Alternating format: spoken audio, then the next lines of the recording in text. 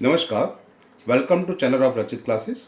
आज हम बात करेंगे एडवांस अकाउंटेंसी सेमेस्टर 5। ओके, तो फर्स्ट सेमेस्टर बीकॉम 3 जिसे हम सेमेस्टर 5 कहते हैं उसका 16 दिसंबर 2023 का पेपर है। वो पेपर आज हम डिस्कस करेंगे। तो फर्स्ट क्वेश्चन हमारे पास जो है वो फर्स्ट क्वेश्चन कुछ इस तरह से है कि ए लिमिटेड ने बी लिमिटेड को एक्वायर्ड किया है ऑन 31 मार्च को, और बी लिमिटेड ने एग्री किया है the following to A limited for the acquisition. Okay, so A limited is acquired by B limited, यानी ए लिमिटेड बिक रहा है, ओके, और बी लिमिटेड खरीद रहा है। अच्छा, उसके सामने देखा है कि issue 12 equity share of 10 each. बदले में क्या होगा कि 12 इक्विटी शेयर दिए जाएंगे 10 रुपये वाले एट 15 रुपये में for the average 16 preference share of A limited, यानी प्रेफरेंस शेयर के बदले में नई कंपनी अपने इक्विटी शेयर देगी। अच्छा, दूसरी बात मेंशन की है कि 16 प्रेफरेंस शेयर दिए जाएंगे 10 रुपये के 17 रुपये के भाव में ए लिमिटेड के 20 शेयर इक्विटी शेयर के सामने। अच्छा, ए लिमिटेड के जो प्रेफरेंस शेयर है वो प्रेफरेंस शेयर के सामने आपको इक्विटी शेयर दिए जाएंगे 6 रुपये वाले। ओके, एंड टू पे the 10,000 towards the cost of liquidation of A limited. Calculate करना है परचेस कंसिडरेशन। नीचे मेंशन किया है कि भी a limited has a 4 lakh equity share है और 2 लाख प्रेफरेंस शेयर है। तो शुरुआत करते हैं एग्जाम्पल की। एग्जाम्पल के अंदर सबसे पहले हमें कैलकुलेशन करना पड़ेगा कि परचेस कंसिडरेशन किस तरह से की जाती है।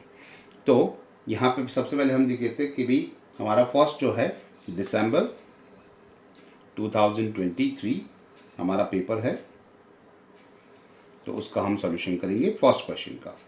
तो सबसे पहले हमें क्वेश्चन में बताया था कि हमारे सामने जो क्वेश्चन में मेंशन है कि क्वेश्चन में है कि 12 इक्विटी शेयर दिए जाएंगे 16 प्रेफरेंस शेयर के सामने। ओके, तो हम करते हैं सबसे पहले कैलकुलेशन। किस तरह से कैलकुलेशन होता है कि यहाँ पे लिखेंगे भी प्रेफरेंस शेयर।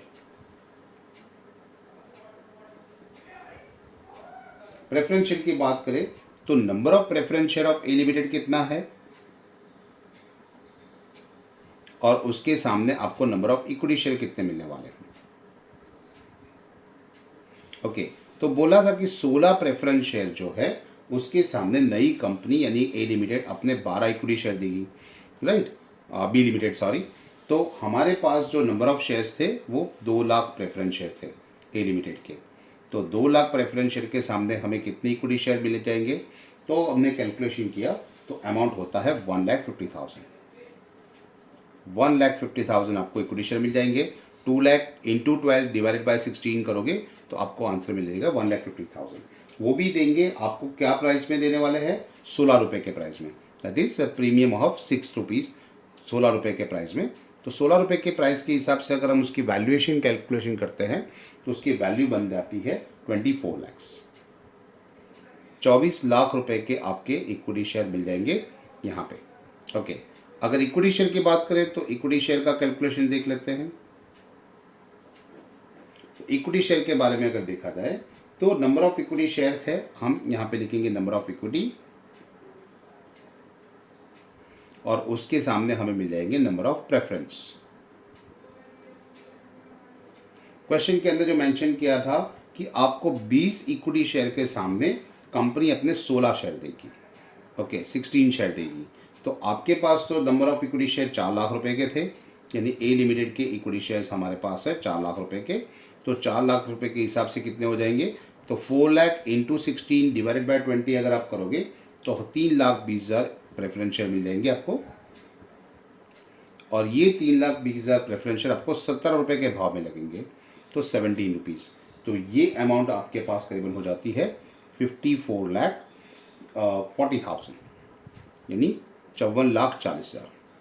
अच्छा, ये दो कैलकुलेशन हमारे पास होगी। आप देखते हैं इसके बाद जो कि हमारा आगे टॉपिक है उसके अंदर मेंशन किया था कि भी आपको क्या हो जाएगा कि ए लिमिटेड के जितने भी प्रेफरेंस शेयर है उसके सामने नई कंपनी अपनी इक्विटी शेयर देगी। Okay, that the similar amount of preference share of A limited. Preference share की आपके पास कितनी है, 2 लाख के प्रेफरेंस शेयर थे, उसको मल्टीप्लाई करेंगे तो आपको हो जाएगा 20 लाख रुपए। 10 रुपये का एक शेयर है, तो 2 लाख को हम मल्टीप्लाई करेंगे 10 से, तो 20 लाख शेयर, 20 लाख रुपए के शेयर हो जाएंगे। तो 20 लाख के सामने आपको इक्विटी शेयर दिए जाएंगे 6 रुपये के प्राइस में। तो कितने शेयर्स होंगे वो हमें काउंट करना होगा। सो यहाँ पे हम क्या करेंगे, इक्विटी शेयर्स, नई कंपनी अपनी इक्विटी शेयर्स देगी ऑफ बी लिमिटेड, लेकिन कितने देगी हमें नहीं पता। अमाउंट हमें पता है कि 20 लाख रुपए 2 लाख शेयर थे, 10 रुपये के हिसाब से कैलकुलेशन करेंगे तो 20 लाख हो जाएंगे। लेकिन प्राइस हमें बोला गया था कि भी नई कंपनी अपने 6 रुपये के हिसाब से हमें शेयर देगी। तो हमें क्या करना होगा, कैलकुलेशन कर लेते हैं कि 20 लाख रुपए को हम डिवाइड कर लेंगे, दैट इज 20 lakhs रुपीज़, और उसको डिवाइड बाय 6 कर लेंगे तो हमें पता चल जाएगा कि कितने इक्विटी शेयर्स हमारे पास आएंगे। तो यहाँ पे हमारे पास 3,33,000 हमारे पास शेयर मिल जाएंगे। दैट इज 3,33,000 शेयर्स मिल जाएंगे। 3,33,333 शेयर्स हमें मिल जाएंगे नई कंपनी के इक्विटी शेयर। अच्छा, इसमें कॉस्ट ऑफ लिक्विडेशन जो होता है वो ऐड नहीं किया जाता, जो पे करना है वो कॉस्ट ऑफ लिक्विडेशन कॉस्ट इसमें नहीं ऐड करते। तो हमारे पास अमाउंट कितना बच जाएगा, दैट इज 40 lakhs। यहाँ पे 4 और 4 8, और ये 2 और 2 4 और 5 9, दैट इज 98,40,000 हमारा आंसर हो जाएगा। ये होगा आपका purchase consideration, it's called purchase consideration.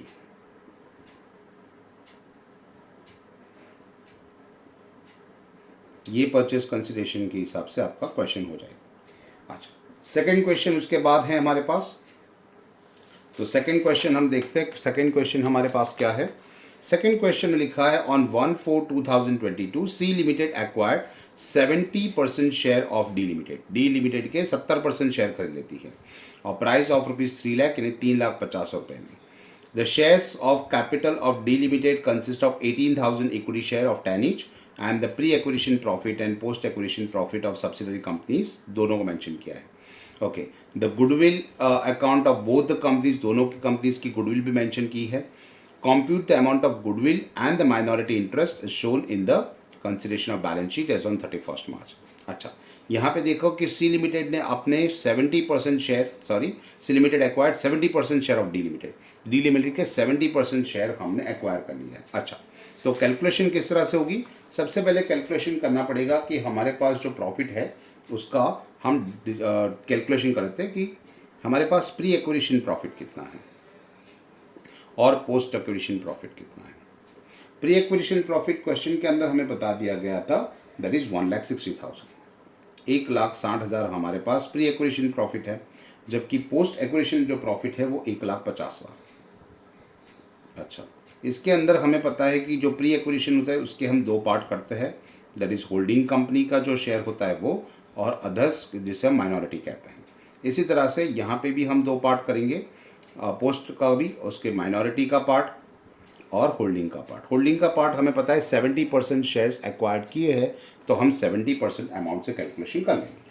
अच्छा, तो 70% कैलकुलेशन के हिसाब से देखा जाएगा तो 1,60,000 का अगर हम 70% करते हैं, ओके, तो वो 70% अमाउंट हो जाएगा 1,12,000, 1,12,000।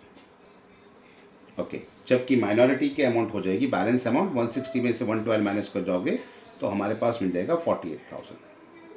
अच्छा, इसी तरह से 1,50,000 का अगर हम 70% यहाँ पे होल्डिंग का पोर्शन लिखते हैं तो वो अमाउंट हो जाएगा हमारे पास 1,05,000,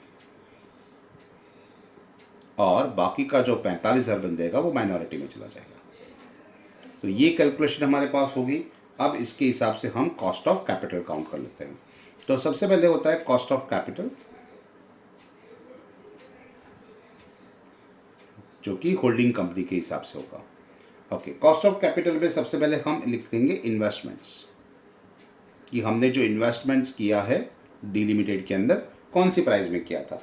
तो हमें बता दिया था कि हमने 3,50,000 रुपये के अंदर हमने शेयर खरीदे थे, तो वो अमाउंट हम लिख देंगे 3,50,000, जो कि 70% शेयर हमने एक्वायर किए थे वो 3,50,000 में खरीदे थे। ओके, इसमें से लेस कर देंगे original cost of investment, that is cost of investment, original cost of investment. हमने कितने शेयर खरीदे थे वो बता दिया था अंदर, हमने 70% शेयर खरीदे थे। अच्छा, डी लिमिटेड के जो टोटल नंबर ऑफ शेयर थे वो 18,000 शेयर्स थे। अच्छा, तो हम इसके हिसाब से कैलकुलेशन करें कि 18,000 शेयर्स जो हमारे पास थे, यहाँ 18,000, उसके हमने 70% शेयर परचेज किए हैं, यानी वो जो शेयर हो जाएंगे वो, और उसकी जो हमने प्राइस की थी ओरिजिनल जो 10 रुपीज़ है उसके हिसाब से, तो वो अमाउंट हमारे पास बन जाता है 1,26,000, कि वो आपके 1,26,000 वाले शेयर हो जाएंगे। यानी 18,000 का 17% अगर हम करेंगे तो हो जाएगा 12,600, और इसको हम 10 से मल्टीप्लाई करेंगे तो हमारे पास अमाउंट हो जाएगी 1,20,000। और इसके अंदर हम और एक चीज़ माइनस करते हैं जिसे हम कैपिटल प्रॉफिट कहते हैं, 1,12,000। So capital profit, capital profit भी हमने लिख दिया यहाँ पे। कैपिटल प्रॉफिट जो 1,12,000 है वो भी, ये दोनों चीज़ हम माइनस करने वाले हैं। दोनों का टोटल अगर हम आउटर कॉलम में निकाल दें तो हमारे पास हो जाएगा दैट इज़ 2,38,000। तो 3,50,000 में से हम 3,38,000 माइनस कर लेंगे तो हमारे पास अमाउंट कितना बच जाएगा कि 1,12,000 और 1,26,000 अगर दोनों माइनस करेंगे तो हमारा आंसर आ जाएगा दैट इज़ 12,000 के आसपास। देख लेते हैं, 12,000 रुपीज़ बच जाएगा और 1,12,000, क्योंकि 3 लाख और 2 लाख है तो 1,12,000 हमारा आंसर आ गया। इसका मतलब हो गया कि आपने ये जो अमाउंट इन्वेस्ट किया है आपने ज़्यादा पैसा दे दिया है, तो इट्स कॉल्ड गुडविल। ये ऑलरेडी गुडविल आपके पास है। पुरानी गुडविल ऑलरेडी मेंशन की थी, वो गुडविल आपके अंदर ऐड कर देंगे जो सिमुलेटेड की ऑलरेडी हमारे पास क्वेश्चन में दे रखी थी 40,000, वो भी अगर हम ऐड कर देंगे तो हमारे पास अमाउंट बन जाएगा दैट इज़ 1,52,000। ये अमाउंट ऑफ गुडविल शोर इन द बैलेंस शीट के अंदर दिखाई जाएगी। अच्छा, कोई बात नहीं, ये हो गया आपके पास कॉस्ट ऑफ कैपिटल का। अब इसके बाद करते हैं माइनॉरिटी इंटरेस्ट का कैलकुलेशन। तो माइनॉरिटी इंटरेस्ट जो होता है उसका कैलकुलेशन कैसे होगा देख लेते हैं। माइनॉरिटी इंटरेस्ट है, वो माइनॉरिटी इंटरेस्ट कैलकुलेशन करने के लिए हमें क्या करना होता है, अदर शेयर्स देखना होता है। दैट इज अदर शेयर्स, यानी बाकी के 30,000, बाकी के 30% शेयर्स है अदर शेयर्स इन कैपिटल, यानी 18,000 के 30% शेयर्स की बात कर रहे हैं हम। सो 18,000 के 30% शेयर्स, क्योंकि 70% शेयर्स तो हमने एक्वायर किए थे, तो ये अमाउंट यानी 54,000 के आपके पास शेयर हो जाएंगे। इसके अंदर माइनॉरिटी इंटरेस्ट काउंट करने के लिए आपको माइनॉरिटी का प्री एक्विजिशन प्रॉफिट और पोस्ट एक्विजिशन प्रॉफिट दोनों ऐड करना पड़ेगा। तो ये जो प्री एक्विजिशन और पोस्ट एक्विजिशन जो प्रॉफिट आपके पास था 48,000 एंड 45,000, वो भी ऐड कर देंगे इसके अंदर। तो इसके अंदर हम ऐड कर देंगे कैपिटल प्रॉफिट, कैपिटल प्रॉफिट उसका माइनॉरिटी का, और रेवेन्यू प्रॉफिट भी माइनस कर ऐड कर देंगे रेवेन्यू प्रॉफिट। तो ये तीनों मिलाएंगे तो हमारे पास अमाउंट हो जाएगी, देखो हमारे पास माइनॉरिटी के अंदर 48,000 था, ये 45,000 था, तो हमने यहाँ पे लिख दिया है दैट इज़ 48,000 कैपिटल प्रॉफिट जो प्री एक्विजिशन का होता है, और 45,000 जो कि पोस्ट एक्विजिशन का होता है। कुल मिला के पास हमारे पास होता है 1,47,000। ये आपकी माइनॉरिटी इंटरेस्ट की अमाउंट हो गई जो कि आपको क्वेश्चन के अंदर पूछा गया था। अच्छा, थर्ड क्वेश्चन उसके बाद हमारे पास लेते हैं। इसके अंदर सी जो थियरिकल पोर्शन है, वो थियरिकल पोर्शन हमने नॉन बैंकिंग असेट्स का बारे में है, वो थियरी कंसर्न यहाँ पे हम कंसिडर नहीं करें। अच्छा, फोर्थ क्वेश्चन देख लेते हैं। इसके अंदर आपको पूछा गया है कि भी calculate the net and claim of the Excel insurance company. तो आपके पास क्लेम्स दे रखे हैं, पेड ड्यूरिंग द ईयर और पेएबल ड्यूरिंग द ईयर दे रखा है, और रिसीव ड्यूरिंग द ईयर और रिसीवेबल्स दे रखा है, यानी डायरेक्ट इंश्योरेंस है और री इंश्योरेंस है, दोनों के अमाउंट्स हमारे पास अवेलेबल है। अच्छा, तो इसके हिसाब से अगर हम कैलकुलेशन करें तो क्या कैलकुलेशन होगा, तो कैलकुलेशन देख लेते हैं इसका। तो सबसे पहले कैलकुलेशन इसके अंदर आएगा जो कि री इंश्योरेंस के बारे में है। तो पहले एक डायरेक्ट क्लेम ले लिया जाता है जो कि 12,40,000 रुपये है। इसके अंदर आउटस्टैंडिंग क्लेम अगर आपके पास है दैट इज आउटस्टैंडिंग ओपनिंग नहीं लिया जाता, क्लोजिंग लिया जाता है। तो आउटस्टैंडिंग क्लेम जो आपका क्लोजिंग है कि 1,31,000 वो हम ऐड कर देंगे, फिर री इंश्योरेंस के बारे में बात करेंगे। तो शुरुआत करते हैं क्वेश्चन के अंदर। तो क्वेश्चन के अंदर हम देखे जाए तो सबसे पहले हम क्वेश्चन के अंदर लिख लेते हैं आपका क्लेम्स। तो जो क्लेम्स है, फर्स्ट डायरेक्ट क्लेम्स, वो डायरेक्ट क्लेम है आपके पास, वो क्लेम अमाउंट आपके पास जो मेंशन किया है वो 12,40,000 है। चूंकि 12,40,000 आपके पास है, उसके अंदर आउटस्टैंडिंग क्लेम जो आपके पास है वो आउटस्टैंडिंग क्लेम इसके अंदर ऐड कर देंगे। डायरेक्ट क्लेम हमारे पास है, उसके अंदर प्लस कर देंगे आउटस्टैंडिंग क्लेम। तो आउटस्टैंडिंग क्लेम हमारे पास जो है पेएबल्स वाला 1,31,000, वो 1,31,000 इसके अंदर हम ऐड कर लेंगे, यानी ये अमाउंट हमारे पास मिल जाएगी। सो ये अमाउंट हमारे पास हो जाएगी, दैट इज 13,71,000। ओके, ये अमाउंट आपके पास होगी। अब इसके अंदर हम करेंगे री इंश्योरेंस वाला, सो माइनस कर देंगे री इंश्योरेंस सीडेड। ओके, तो री इंश्योरेंस सीडेड, री इंश्योरेंस सीडेड के अंदर अगर हम लेते हैं तो री इंश्योरेंस सीडेड का जो अमाउंट होगा वो किस तरह से दिया रहेगा। तो री इंश्योरेंस सीडेड का अमाउंट हम देखते हैं यहाँ पे क्या है कि जो अमाउंट आपके पास यहाँ मेंशन की है, दैट इज रिसीवेबल, जो ईयर तो है यहाँ पे दोनों रिसीवेबल्स आपको दे रखे हैं और पेबल्स भी आपको दे रखे हैं। तो री इंश्योरेंस का जो अमाउंट होता है वो आपके पास 75,000 जो है रिसीव ड्यूरिंग द ईयर वो आपको मिलेगा। ओके, और सामने इसके बाद आपके पास 10,000 जो है वो आउटस्टैंडिंग है, वो भी ऐड हो जाएगा। तो री इंश्योरेंस सीडेड जो कि हम माइनस करने वाले हैं वो आपका हो जाएगा रिसीवेबल। ओके, आपके पास 75,000 प्लस इसके अंदर आउटस्टैंडिंग ऐड कर देंगे, वो आपके पास हो जाएगा 10,000, जो कि आपको रिसीवेबल होगा। यानी आपको इंश्योरेंस क्लेम का पैसा जो मिलने वाला है रिसीवेबल, वो आपका क्या होगा, री इंश्योरेंस सीडेड हो जाएगा। ओके, तो ये री इंश्योरेंस सीडेड आपका क्लेम अमाउंट है। क्लेम के अंदर उल्टा होता है, तो ये याद रखना, क्लेम हमें कब रिसीव होता है, कब क्लेम कब होता है। तो ये हो गया आपका 85,000। सो 85,000 हम माइनस कर लेंगे यहाँ पे, क्योंकि री इंश्योरेंस सीडेड है। अच्छा, अब री इंश्योरेंस पेएबल इसके अंदर ऐड कर देंगे एक्सेप्टेबल, दैट इज री इंश्योरेंस एक्सेप्टेंस, यानी एक्सेप्टेड। उसका हमें जो रिसीव अमाउंट हमारे पास पेएबल है, दैट्स वो पेएबल होगा, क्योंकि जब हम किसी की और कंपनी के इंश्योरेंस लेते हैं तो हमें उसके क्लेम अमाउंट हमें पे करना होता है। तो हम क्लेम अमाउंट पेएबल आपके पास जो हो जाएगा वो आपके पास री इंश्योरेंस का अमाउंट है 91,000, जो कि आपको मिला हुआ है री इंश्योरेंस पे ड्यूरिंग द ईयर 91,000, और उसके अंदर हम ऐड कर देंगे that is payable, that is outstanding, जो कि अमाउंट हमारे पास हो जाएगा 17,000 है, मेंशन किया हुआ है। ओके, सो कुल मिला के इसका अगर हम टोटल निकालेंगे तो 7 + 1 दैट इज 8,000 और 9 + 1 दैट इज 1,08,000। सो 13,71,000 के अंदर 85 माइनस करेंगे, 1,08,000 ऐड कर लेंगे, तो हमारे पास अमाउंट हो जाएगा 13,94,000, जो कि ये हमारा थर्ड डी पॉइंट था, डी क्वेश्चन था। अच्छा, ये क्वेश्चन हमारे पास हो गया री इंश्योरेंस का। अब बात करते हैं नेक्स्ट क्वेश्चन की, जो क्वेश्चन नंबर 2 है। क्वेश्चन नंबर 2 के अंदर हमें यहाँ पे ए और बी दो क्वेश्चन दे रखे। इसके अगेंस्ट में हमारे पास एक बढ़िया सा 15 मार्क का क्वेश्चन है, वो क्वेश्चन हम देख लेते हैं। क्वेश्चन हमारे पास है री इंश्योरेंस वाला, सॉरी अमलगमेशन वाला। तो यहाँ पे इंटरनल रिकंस्ट्रक्शन का एक पूरे का पूरा क्वेश्चन दे रखा है। तो पास कैपिटल रिडक्शन अकाउंट बनाना है, बैलेंस शीट बनाना है, और not so well limited after the reconstruction.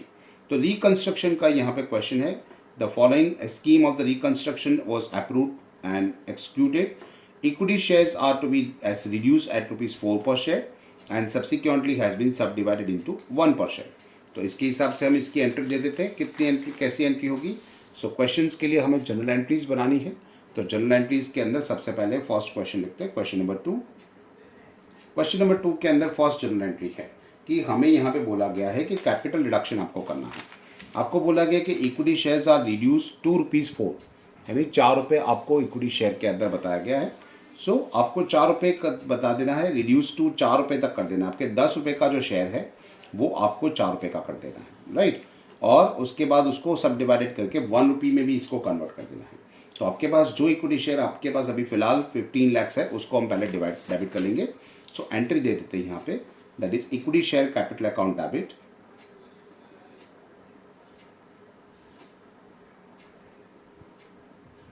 Account debit, जो कि आपके पास ऑलरेडी 15 लाख की कैपिटल थी, वो 15 लाख की कैपिटल हम लिख लेंगे। और उसके अगेंस्ट में बदले में हम क्या कर रहे हैं, ₹6 कम कर रहे हैं, रिडक्शन कर रहे हैं और ₹6 कम कर रहे हैं। तो यहाँ पे एंट्री हो जाएगी, that is to equity share capital, जो कि हो जाएगा कैपिटल अकाउंट, वो ₹6 यानी ₹6 कम कर देंगे।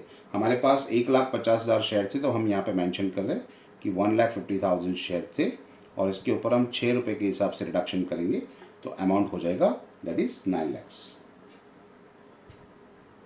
और बाकी का हमारा नए इक्विटी शेयर में कन्वर्ट कर देंगे तो 2 यहाँ पे हम लिख देंगे, सॉरी ये कैपिटल रिडक्शन आएगा, कैपिटल रिडक्शन, और ये हो जाएगा आपके पास इक्विटी शेयर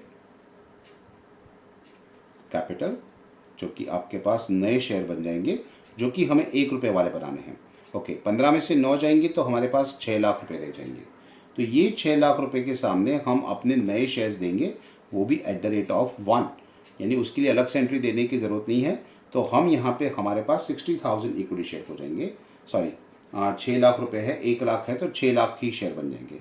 तो 6 lakhs equity share of ₹1 lakh. Okay, ये पहली एंट्री आपके पास हो जाएगी। उसके बाद बोला गया था कि हमारे पास क्वेश्चन में मेंशन किया है कि that is debenture holder agree to be forgo the outstanding debenture interest as in compensation and 10% debenture are converted into 12% debenture of the same remaining unchange. Amount remaining unchange है आपके पास, debenture देख लीजिए आपके पास debenture है आपके पास 6 लाख रुपए के और आउटस्टैंडिंग इंटरेस्ट है 1,20,000 का। तो पहले आउटस्टैंडिंग इंटरेस्ट तो हम फॉरगो कर रहे हैं, तो डिबेंचर इंटरेस्ट की एंट्री दे देते हैं, वो हमारी लायबिलिटी है। तो ये फर्स्ट एंट्री आपके पास हो जाएगी। अब सेकेंड एंट्री के अंदर आपके पास आएगा that is debenture interest account debit, debenture interest account debit, जो कि आपको अकाउंट बंद कर देना है। सो डिबेंचर इंटरेस्ट अवर लायबिलिटी, तो लायबिलिटी अकाउंट क्लोज करने के लिए हमें उसे डेबिट कर देना पड़ेगा। सो 1,20,000 आउटस्टैंडिंग था, वो की पैसा हमारा बच गया तो हम उसको लिख देते थे कैपिटल रिडक्शन के अंदर, कैपिटल रिडक्शन अकाउंट। 1,20,000 हमारे बच गए। नई कंपनी हमारे पुराने डिबेंचर के सामने नए डिबेंचर दे रही है। सो उसके अंदर हमारे पास एंट्री क्या आएगी थर्ड के अंदर कि भी हमारे 12% डिबेंचर के अगेंस्ट में नए डिबेंचर दे, 10% डिबेंचर जो है 10% डिबेंचर, उसके अगेंस्ट में हम नए 12% डिबेंचर दे दें। तो 10% डिबेंचर अकाउंट डेबिट, आप कंपनी का नाम लिखना चाहो तो लिख सकते हो, that is 10% debenture of not so well के सामने नए हो जाएंगे that is 12% debenture of not so well.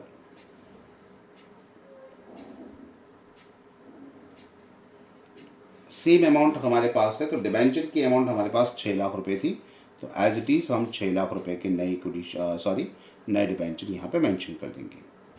तो ये हो गया आपके डिबेंचर्स की वैल्यू। हाँ, उसके बाद हमें क्वेश्चन के अंदर बोला गया था, जो कि क्वेश्चन में मेंशन किया है कि creditors are given an option either to accept 50% of their claim in cash, यानी 50% पैसा रोकड़ा ले लो, कैश ले लो और बाकी का भूल जाओ, in the full settlement of can convert their claim into equity share of ₹10 each, या फिर इन अ फुल सेटलमेंट, और ऑप्शन दे रखा है कि आप अपने शेयर इक्विटी में कन्वर्ट कर लो।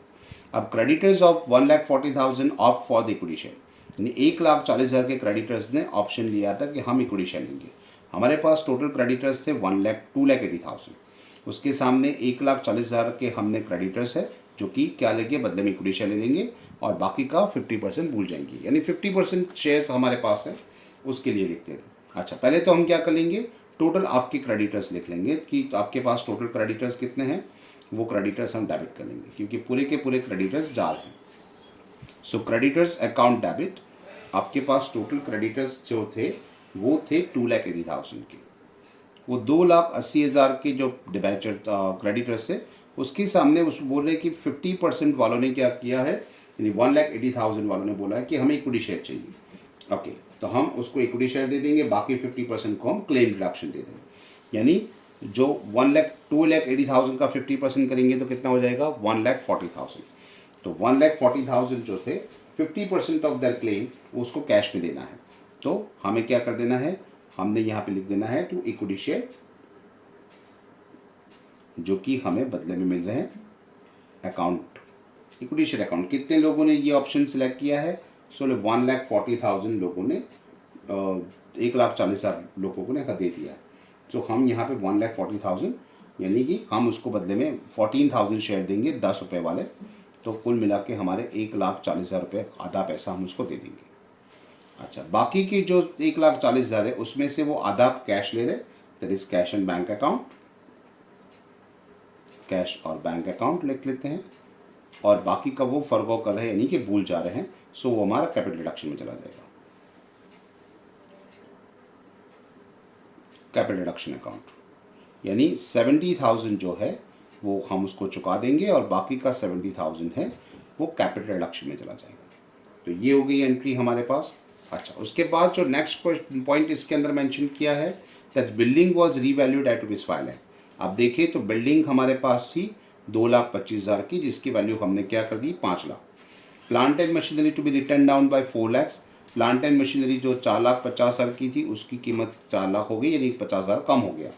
और डेटर्स वेल वैल्यूड 87,000, जो कि डेटर्स आपको दिए थे 90,000 के। तो तीनों के लिए हम एंट्री कर लेंगे। सबसे पहले एंट्री दे देंगे बिल्डिंग की। बिल्डिंग के अंदर क्या किया है हमने, तो 5th एंट्री हम देते थे बिल्डिंग की, जिसके हमें फ़ायदा हो रहा है 2,25,000 से 5 लाख, यानी कि 2,75,000 का प्रॉफिट हो गया। सो यहाँ पे देखिए बिल्डिंग अकाउंट डेबिट। जब भी आपको बेनिफिट होता है तब हम कैपिटल रिडक्शन अकाउंट क्रेडिट करेंगे। सो बिल्डिंग में आपको फ़ायदा हो गया तो कैपिटल रिडक्शन अकाउंट हम क्रेडिट कर लेते हैं। यहाँ पे कैपिटल रिडक्शन 2,75,000 का प्रॉफिट हो गया, क्योंकि 2,25,000 की प्रॉपर्टी थी जो कि हमारे पास मेंशन की थी, उसकी वैल्यू हो गई 5 लाख। तो ये फ़ायदा हो गया। अच्छा, उसके बाद नंबर 6 देख लेते हैं कि भी प्लांट एंड मशीनरी की कीमत कम हो गई है 50,000 रुपये, तो उसमें लॉस हो गया, तो कैपिटल रिडक्शन डेबिट कर लेंगे। So capital reduction account debit,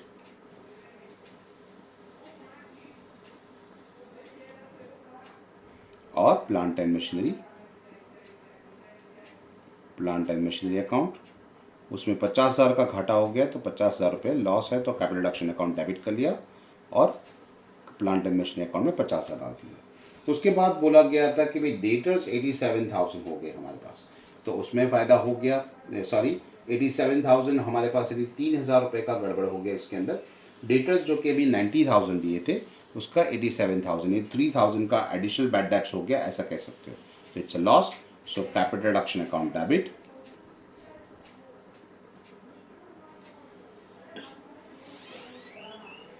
capital reduction account debit कर लेंगे और उसके सामने हम डेटर्स लिख देंगे, that is sundry debtors,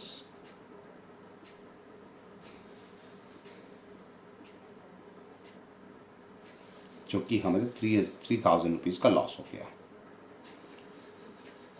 okay, उसके बाद अगर हम आगे देखा जाए तो हमारे क्वेश्चन के अंदर मेंशन क्या किया है।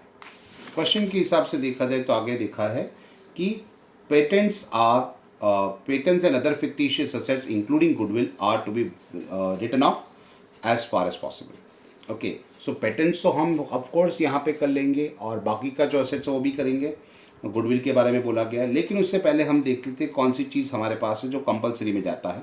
एक प्रॉफिट एंड लॉस अकाउंट जो है 10 लाख रुपए, 10,90,000, इसको हम कंपलसरी ले लेंगे कैपिटल रिडक्शन अकाउंट में। Discount on issue of debenture है 35,000, इसको भी हमें लेना पड़ेगा। ओके, बाकी का पैसा हमारे पास हम कहाँ से निकालेंगे, जो कि हमारे पास यहाँ मेंशन किया है कि पेटेंट और फिक्टिशियस एसेट्स। तो ये दोनों फिक्टिशियस एसेट्स हमारे पास एक हो गई, प्रॉफिट एंड लॉस अकाउंट तो हम डाल ही रहे हैं। ओके, और पेटेंट्स के यूज़ करेंगे, बाकी का जो पैसा बचेगा वो गुडविल में से एडजस्ट करना है। ओके, तो इसके हिसाब से देखा जाए तो हम यहाँ पे कैलकुलेशन में आगे देखते हैं। तो कैलकुलेशन के अंदर एंट्री होगा कि सबसे पहले हम क्या करेंगे, कैपिटल रिडक्शन अकाउंट क्रेडिट कर लेंगे। So capital reduction account debit,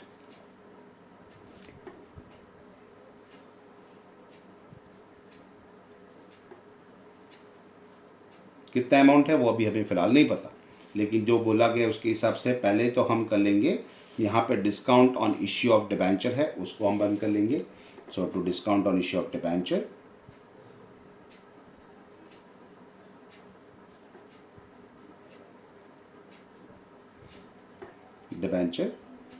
इसका अमाउंट हमारे पास है जो कि अंदर क्वेश्चन में मेंशन किया गया था 35,000। सो हम 35,000 को वो क्रेडिट कर लेंगे।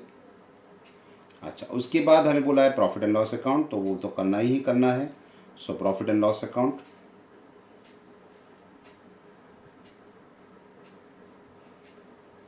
जो कि 10,90,000 है, तो 10,90,000 वो भी लिख लेते हैं। अच्छा, उसके बाद हमें बोला गया था कि पेटेंट आपको कर देना है, पेटेंट 17,000 है। सो हम यहाँ पे पेटेंट लिख देते हैं, पेटेंट 17,000 है। तो 17,000 हमने पेटेंट का भी लिख दिया और बैलेंस अमाउंट हमें बोला गया था गुडविल में। सो गुडविल भी हमें राइट ऑफ करना है। यहाँ मेंशन किया था that goodwill are also be written off including goodwill, okay, as far as possible, जितना पॉसिबल है उतना। ओके, तो देख लेते हैं कितना अमाउंट बाकी बचता है इसके अंदर। फिलहाल अभी हम इसको यहाँ पे छोड़ देते हैं, कैलकुलेशन अधूरा रख देते हैं। ओके, तो इसके लिए हमें क्या करना पड़ेगा, नीचे कैपिटल रिडक्शन अकाउंट बनाना पड़ेगा। सो हम यहाँ पे 2 एंट्री छोड़ के कैपिटल रिडक्शन अकाउंट बना लेते हैं।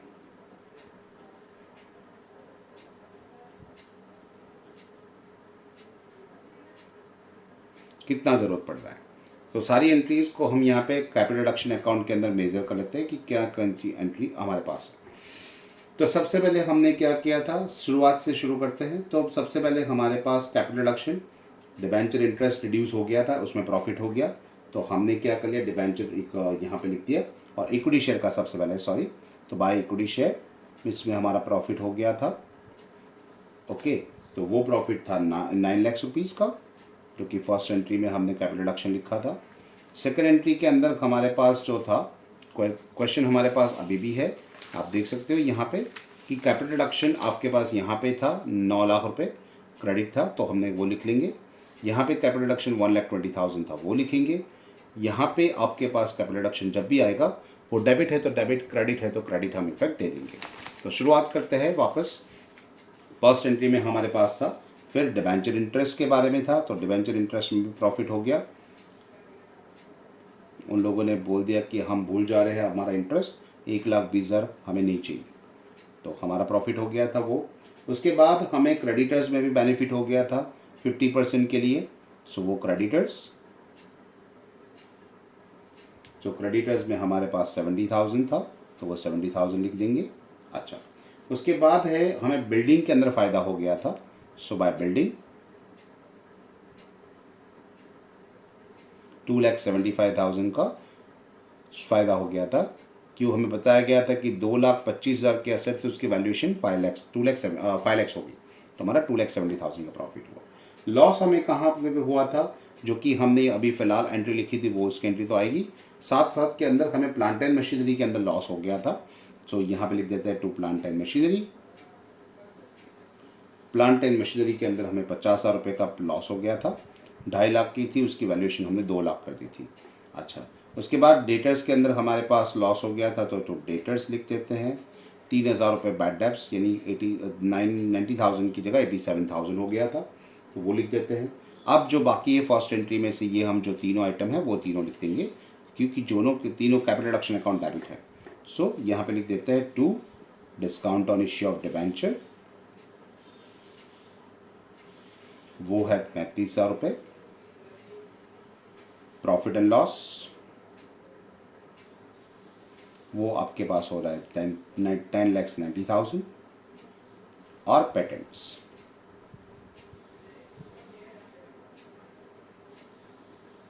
जो कि हमारे पास हो रहा था 17,000, वो तो राइट ऑफ करना ही था। अगर टोटल करते हैं तो हमारे पास जो बैलेंस बचेगा वो अमाउंट हमारे पास कैपिटल रिजर्व यहाँ पे लिखा जाएगा।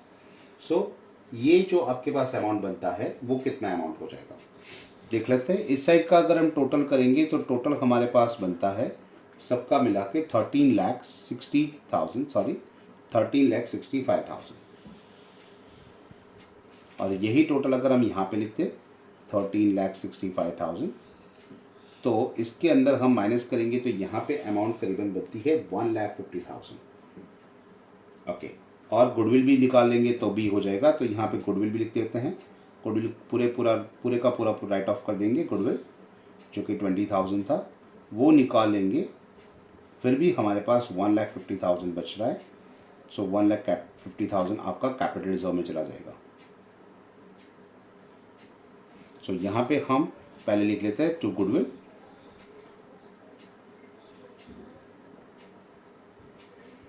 अगर बैलेंस बच जाता तो हम गुडविल अकाउंट में माइनस कर लेते, लेकिन यहाँ पे पूरी की पूरी गुडविल राइट ऑफ हो रही है और ऊपर से हमारा कैपिटल रिजर्व भी बन रहा है। सो यहाँ पे हम कैलकुलेट कर देंगे capital reserve. So capital reserve बन रहा है 1,50,000। सो नई बैलेंस शीट में हमें कैपिटल रिजर्व लिखना है 1,50,000।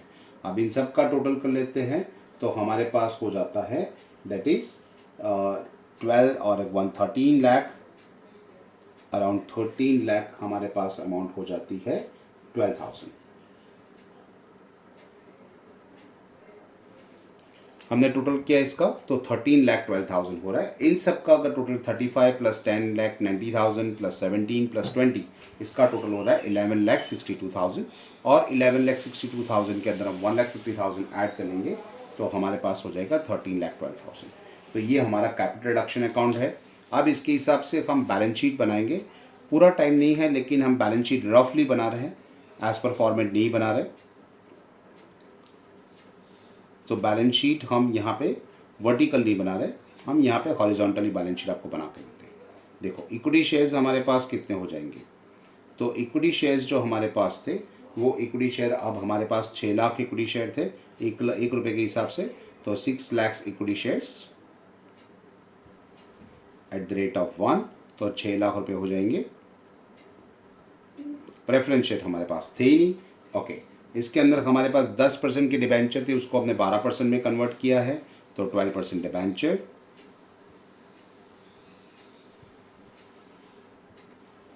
जो कि हमारे पास 6 लाख रुपए के थे। सेम अमाउंट के 10% से हमने 12% में कन्वर्ट कर दिए। जो हमारे पास क्रेडिटर्स थे वो के पूरे कैपिटल क्रेडिटर्स हमारे चले गए। ओके, यहाँ पे इक्विटी शेयर्स यानी शेयर कैपिटल फंड्स हो जाएगा। रिजर्व एंड सरप्लस के अंदर हमें एक चीज़ यहाँ पे लिखनी थी, गलती से रह गया है, तो हम यहाँ पे लिख देते हैं, वो कैपिटल रिजर्व हो जाएगा। अगर आप वर्टिकल बना रहे हो तो कैपिटल रिजर्व यहाँ पे आपको लिखना पड़ेगा रिजर्व एंड सरप्लस के अंदर 1,50,000 रुपये। उसके बाद आपके पास आएगी लॉन्ग टर्म लायबिलिटी। तो लॉन्ग टर्म लायबिलिटी के अंदर आप 12% डिबेंचर लिख सकते हो। शॉर्ट टर्म लायबिलिटी के अंदर कुछ है नहीं हमारे पास, तो ये यहाँ पे खत्म हो जाएगा। बैलेंस शीट के अंदर असेट साइड देखे जाएंगे तो सबसे पहले आप फिक्स असेट्स लिखोगे, तो उसके अंदर हमारे पास बिल्डिंग था, प्लांट एंड मशीनरी था। ओके, तो बिल्डिंग के अमाउंट हमने चेंज कर दी थी 5 लाख रुपए। Okay, plant and machinery 2.5 lakh से उससे कम करते हमने प्लांट एंड मशीनरी 4 लाख रुपए, 4.5 लाख रुपए से 4 लाख रुपए हो गई थी। उसके बाद हमारे पास स्टॉक था जो उसमें अनचेंज है, ये आपकी फिक्स असेट्स होगी। अब आप देख सकते हो इन्वेस्टमेंट हमारे पास है नहीं। करंट असेट्स के अंदर हम देखें तो करंट असेट्स के अंदर पहला आता है इन्वेंट्रीज, तो हम लिख देते हैं स्टॉक। तो स्टॉक हमारे पास है 4,70,000। उसके बाद आता है ट्रेड रिसीवेबल्स जिससे हम डेटर्स भी कहते हैं। सो डेटर्स हमारे पास एज इट इज जो मेंशन किया था 87,000, 90,000 के थे, 3,000 बैड डेब्ट्स कंसिडर हुई थी, न्यू वैल्यू 87,000। और कैश एंड बैंक की बात करें तो कैश एंड बैंक हमारे पास 33,000, क्योंकि हमने किसी को पेमेंट किया था एक, वो प्लस माइनस करके हमें यहाँ पे लिखा है, उसके लिए हमें कैश एंड बैंक अकाउंट अलग से बनाना पड़ता है। Okay, so cash and bank balance की बात करें तो ब्रैकेट में बता दो आपके पास 1,03,000 का बैलेंस था, जिसके सामने हमने क्रेडिटर्स को पे किया था 70,000, जो कि वो माइनस हो जाएगा, तो हमारे पास यहाँ बच जाएगा। तो ऐसे आपके पास कैश अकाउंट नहीं बनाया, लेकिन बैलेंस शीट का अगर असेट साइड का टोटल और लायबिलिटी साइड्स का अगर टोटल करेंगे तो अमाउंट दिखेगी आपको सेम, दैट इज 14,90,000, 14,90,000 रुपये की आपकी बैलेंस शीट टैली हो जाएगी। तो ये होगा आपका 14,90,000, आपका क्वेश्चन नंबर 2 जो कि आपको क्वेश्चन के अंदर पूछा गया था। तो ये होता है आपका क्वेश्चन नंबर 2।